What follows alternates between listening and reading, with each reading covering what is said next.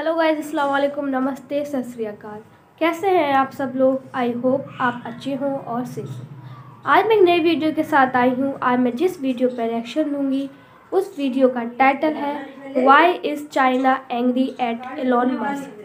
सो guys, ये video है, तो चलिए स्टार्ट करते हैं वीडियो को। इससे पहले प्लीज़ चैनल को सब्सक्राइब कीजिए, लाइक कीजिए एंड शेयर कीजिए ताकि आपको ऐसी मोर रिएक्शन की वीडियो की अपडेट मिलती रहे। तो चलिए स्टार्ट करते हैं वीडियो को। नमस्कार और वेलकम टू वर्ल्ड अफेयर्स। मैं हूं प्रशांत धवन। नाउ रिसेंटली आपने सुना होगा कि चाइना में बहुत ज़्यादा गुस्सा है टुवर्ड्स इलॉन मस्क। यहाँ पे आप देख पाओगे आर्टिकल है, चाइना के सोशल मीडिया में आज के समय बहुत ज़रा भला बुरा कहा जा रहा है इलॉन मस्क को। नाउ इसके अलावा अब चाइना की जो सरकार है इसने यूनाइटेड नेशंस में कंप्लेन कर दी है इलॉन मस्क की सैटेलाइट के इशू को लेकर। यहाँ पर आप देख पाओगे Elon Musk criticised after China space complaint to the United Nations. Now यहाँ पर इशू क्या है समझेंगे, काफी कुछ यहाँ पे आपको जानने को मिलेगा। So a lot to know, a lot to discuss as always. But before we begin, आगे बढ़ने से पहले आपसे एक क्वेश्चन पूछूंगा कि DART double asteroid redirection test ये इनमें से किससे एसोसिएटेड है? इसरो, नासा, डीआरडीओ या फिर Chinese space agency? Comment section में करो आंसर। सही आंसर मैं आपको दूंगा वीडियो के एंड में। अब देखो, चाइना के गुस्से का जो मेन कारण है वो ये है कि टक्कर होते होते बच गई। यहां पर आप देखोगे चाइना ने मेन इशू यहां पर रेज ये किया है कि जो इनका स्पेस स्टेशन है ये इलॉन मस्क की जो सैटेलाइट्स है उससे टकराते हुए बच गया यहां पर। और अब इस इशू को ये लोग रेज कर रहे हैं यूएन में भी। अब यहां पर आप कहोगे वेट, चाइना का स्पेस स्टेशन ये भी बन के तैयार हो भी गया? देखिए, अभी कंप्लीटली तो बना नहीं है, it is still under construction, मगर काफी हद तक जो इसके मेन मॉड्यूल्स हैं ये अंतरिक्ष में भेज दिए गए हैं। और यहाँ पर आप देख पाओगे ये है Tiangong space station of China. बहुत ही जल्द जो बाकी इसकी दो लेबोरेटरीज हैं, ये पार्ट और ये पार्ट, ये दोनों भी चाइना भेजेगा अंतरिक्ष में और तब ये लेबोरेटरी कंप्लीट हो जाएगी। 2022 तक चाइना कह रहा है कि इनका स्पेस स्टेशन तैयार हो जाएगा। ना अभी के लिए ये जो ढांचा है ये अंतरिक्ष में फ्लोट कर रहा है। अचानक से क्या हुआ, जो स्टारलिंक की बहुत सारी सैटेलाइट्स हैं वो इसके सामने आ गई और चाइना के स्पेस स्टेशन को मनूवर करना पड़ा, मतलब के मूव करना पड़ा। और अगर ये मूव ना करते तो चाइना के बिलियंस ऑफ डॉलर्स का यहां पर लॉस हो जाता, क्योंकि बताया जा रहा है कि तियांगोंग स्पेस स्टेशन में चाइना एटलीस्ट 10 से लेकर 15 बिलियन डॉलर्स खर्च रहा है। तो आप समझ सकते हैं मेजर लॉस हो सकता था चाइना का अगर इलॉन मस्क की सैटेलाइट्स यहां पर टकरा जाती। इसलिए चाइना के नागरिक यहां पर यह कह रहे हैं, वो लोग एक्चुअली खुद से सवाल पूछ रहे हैं कि हम लोग इलॉन मस्क की जो कंपनी है टेस्ला उसकी कार्स परचेज करते हैं, इलॉन मस्क को वहां से पैसा मिलता है, वही पैसा ये निवेश करते हैं स्पेस एक्स में। स्पेस एक्स के अंडर जो स्टारलिंक प्रोजेक्ट है वो अब नुकसान पहुंचा रहा है चाइना को अंतरिक्ष में। तो अब चाइना में ये भी आवाज उठ रही है कि ऑल टुगेदर इलॉन मस्क को ही बॉयकॉट कर दो, इनके प्रोडक्ट्स परचेज ही मत करो। यूएस के खिलाफ तो वैसे ही काफी हद तक गुस्सा है, अब इलॉन मस्क स्पेसिफिक गुस्सा चाइना में काफी हद तक बढ़ गया है। और आप एक बहुत ही न्यूट्रल माइंडसेट से अगर आप सोच कर देखें तो चाइना यहां पर कंप्लीटली गलत है नहीं, क्योंकि जो स्टारलिंक सैटेलाइट्स है, जो स्पेसएक्स, जो इलॉन मस्क की कंपनी है स्पेसएक्स लगातार लॉन्च करी है अंतरिक्ष में, ये टोटल आने वाले कुछ सालों में हो जाएगी 42,000। आपको समझना होगा, स्टारलिंक ऑल टुगेदर अंतरिक्ष को बदल देगा। यहाँ पे जो ये आर्टिकल लिखा है ना, what Elon Musk 42,000 Starlink satellites could do for end to Earth, ये समझना बहुत ही इंपॉर्टेंट है। अभी के लिए आप अगर देखो तो एट मैक्स दुनिया भर के कंट्रीज ने 6 से लेकर 7,000 सैटेलाइट्स अंतरिक्ष में डिप्लॉय कर रखी है। इलॉन मस्क इस नंबर को मल्टीप्लाई करने वाले हैं विद 6 गुना ज्यादा सैटेलाइट्स ये अंतरिक्ष में पहुंचा देंगे। और ऑब्वियसली इलॉन मस्क यहां पर ये कह रहे हैं कि ये तो मैं लोगों की भलाई के लिए कर रहा हूं, ये सैटेलाइट्स इंटरनेट प्रोवाइड करेगी लोगों को, बहुत हाई स्पीड इंटरनेट होगा, इससे तरक्की होगी, धरती में जो बिजनेसेस हैं ये और जरा फ्लरिश कर पाएंगे। मगर देखो, प्रॉब्लम यहां पर सबसे बड़ी ये है कि जब इतनी सारी सैटेलाइट्स अचानक से अंतरिक्ष में भेजी जाएगी तो उससे टकरे होने का जो खतरा है काफी हद तक बढ़ जाएगा। जो चाइनीज स्पेस स्टेशन के साथ टक्कर होने वाली थी कोई बड़ी बात नहीं है, कल को हो भी जाए, क्योंकि सैटेलाइट्स तो स्पेसएक्स की बढ़ने ही वाली है। और देखो, अब रिसेंटली ये भी देखा गया है कि अंतरिक्ष में लोग वैसे ही देखते हैं रैंडमली, तो उनको इलॉन मस्क की जो ये सैटेलाइट्स हैं ये दिखती है और लोग एज्यूम कर रहे थे ये कोई एलियन है।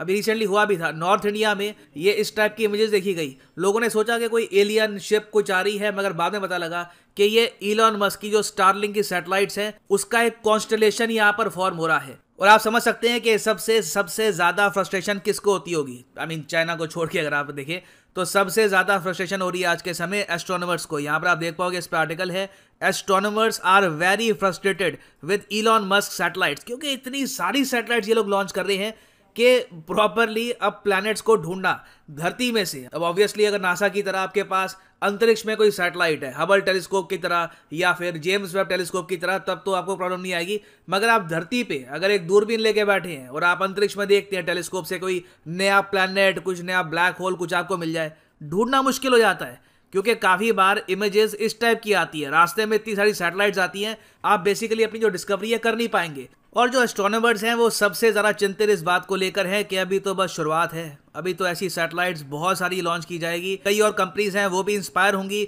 स्पेस एक्स को देखकर, स्टारलिंक को देखकर। कई लोग ये मान के चल रहे हैं आज से 50-60 साल बाद एक आदमी जब अंतरिक्ष में दिखेगा ना, उसको शायद कुछ सितारा दिखे ही ना, कोई स्टार उसको दिखेगा ही नहीं, बस सैटेलाइट्स ही सैटेलाइट्स होंगी। और इस बारे में शायद आपने किसी साइंस फिक्शन मूवी में ना देखा हो, मगर this will be the reality. यहाँ पर आप देख पाओगे ऐसा दिखा करेगा अंतरिक्ष। ऑब्वियसली इसका इम्पैक्ट भारत पर भी देखने को मिलेगा, क्योंकि हमको भी एक स्पेस स्टेशन लॉन्च करना है इन द नियर फ्यूचर। हम लोग भी कह रहे हैं कि 2030 तक इंडिया का खुद का स्पेस स्टेशन होगा।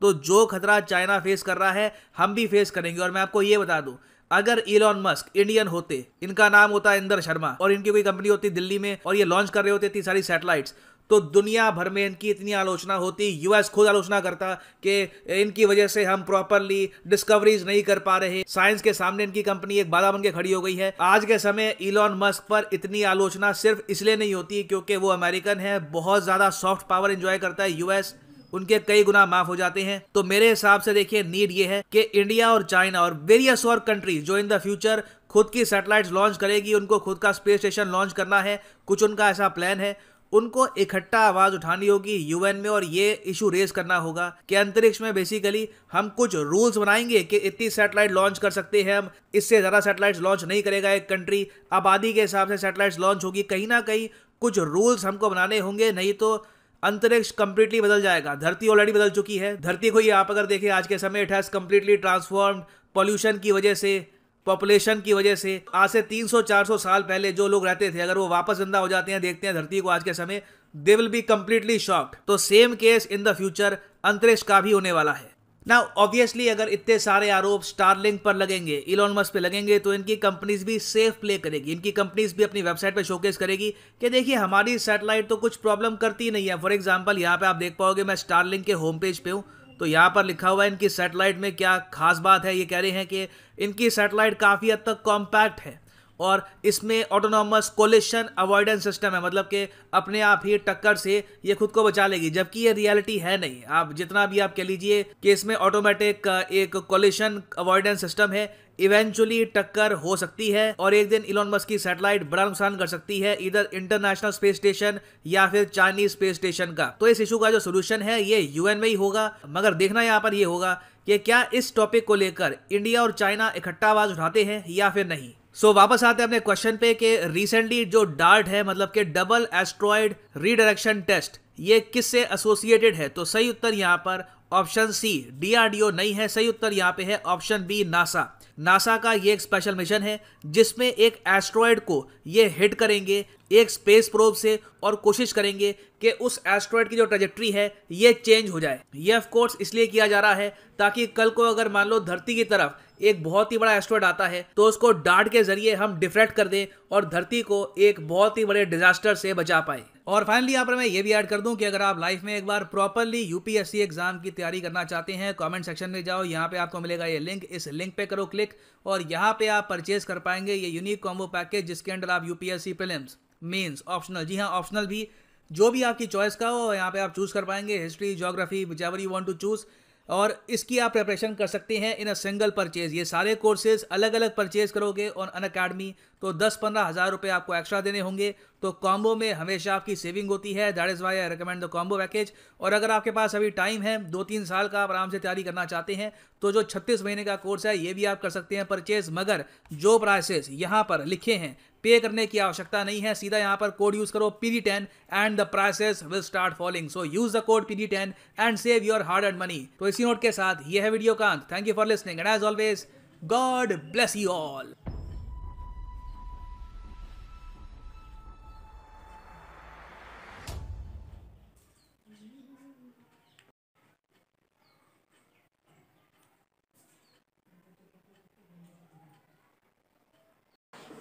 सो गाइस, ये थी हमारी आज की वीडियो काफ़ी इंटरेस्टिंग थी। और रही चाइना की बात, उसकी हर बात वीडियो में होती है, काफ़ी चर्चा है चाइना की। और इस वीडियो में जैसा बताया गया है कि प्रशांत सर ने बताया कि इलॉन मस्क, जो कि जीनियस माने जाते हैं इस दौर में, वो अपने सैटेलाइट, जो उनके सैटेलाइट है, चाइना के स्पेस से टकराने वाले हैं। और जैसा वीडियो में बताया गया कि इतनी क्वांटिटी में सैटेलाइट जाएगी अंतरिक्ष में, जो कि कोलिजन होगा ही होगा। और हो सकता है ह्यूमन, हम लोग खुद को ही हम ट्रैप कर सकें, स्पेस में जा ही ना पाए, ऐसा भी हो सकता है। सो गाइज, ये है हमारी आज की वीडियो। सो वीडियो आप लोग को कैसी लगी प्लीज़ कमेंट सेक्शन में बताएं ज़रूर। एंड वीडियो को लाइक कीजिए, शेयर कीजिए, सब्सक्राइब कीजिए, ताकि आपको ऐसी मोटिवेशन की वीडियो की अपडेट मिलती रहे। मिलते हैं ऐसी नई वीडियो के साथ, जब तक के लिए खुदा हाफ़िज़।